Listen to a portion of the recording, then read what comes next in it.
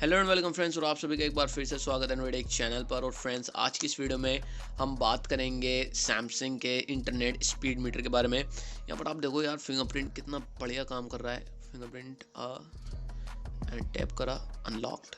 मतलब अब मैं काफ़ी टाइम बाद अनलॉक कर रहा हूँ।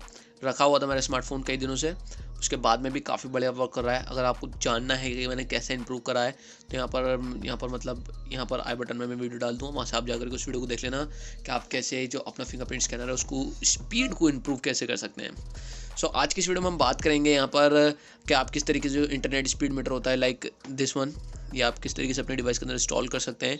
काफ़ी बढ़िया रहता है और ये भाई बहुत एक्यूरेटली बताता है। यानी कि और कंपनी के कंपैरिजन में अगर आप कंपेयर करोगे ना तो बहुत ही ज़्यादा एक्यूरेट होता है ये। Focus okay, optical lens use होना ना फिलहाल, तो ज़्यादा पास से फोकस नहीं लेगा। तो ये जो है ना मतलब बहुत ज़्यादा एक्यूरेट दिखाता है, जिसके बाद में मतलब भाई इसका जवाब नहीं है, सीधी बात ये है। तो फिलहाल के लिए मैंने इसको डिसेबल कर दिया है। इसको इंस्टॉल करने के लिए मैंने आपको एक लिंक नीचे डिस्क्रिप्शन में दिया है। किस तरीके से डाउनलोड करना है उस वीडियो का लिंक भी आपको नीचे डिस्क्रिप्शन में मिल जाएगा।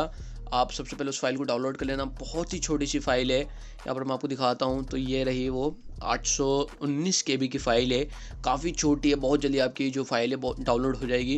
इसे डाउनलोड करने के बाद में एक्सट्रैक्ट कर लेना है। तो ये वो फाइल है एंड इसको हमें अपने डिवाइस के अंदर इंस्टॉल कर लेना है। मैंने इंस्टॉल नहीं करा, मैंने इंस्टॉल कर दिया है, तो मैं इंस्टॉल कर लेता हूँ। एंड इसमें सबसे बड़ा बेनिफिट यह है कि बहुत ही ज़्यादा एक्यूरेट दिखाता है। चाहे आप वाईफाई कनेक्शन यूज़ करो, चाहे अपना सिम कार्ड यूज़ कर रहे हो।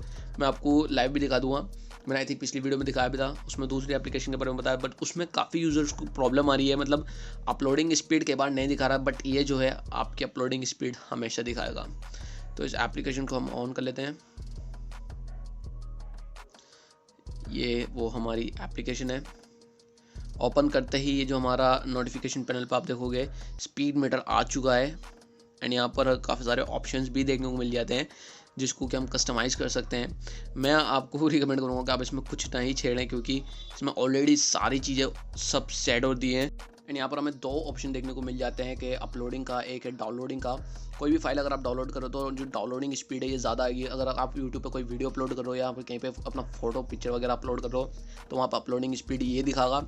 यहाँ पर ऑलरेडी दिखा रहा है, बट यहाँ पर उसके कंपैरिजन में ये चीज़ इसलिए बढ़ गया है बिकॉज ये कभी भी ऑटोमेटिकली डिसेबल नहीं होता है। वो डिसेबल होता रहता है, ये डिसेबल नहीं होता। आपका device turn off okay on भी होगा ना तो ऑटोमेटिकली एक्टिवेट हो जाएगा।